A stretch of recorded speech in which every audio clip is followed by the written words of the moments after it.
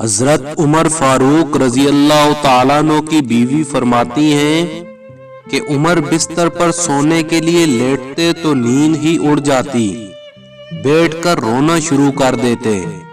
میں پوچھتی اے امیر المومنین کیا ہوا ہے؟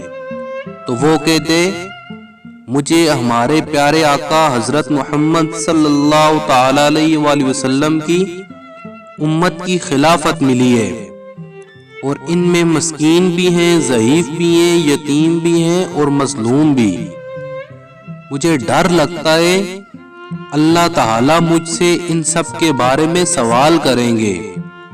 اگر مجھ سے کوئی کوتاہی ہوئی تو میرے اللہ تعالیٰ اور اس کے پیارے حبیب صلی اللہ تعالی وسلم کو کیا جواب دوں گا؟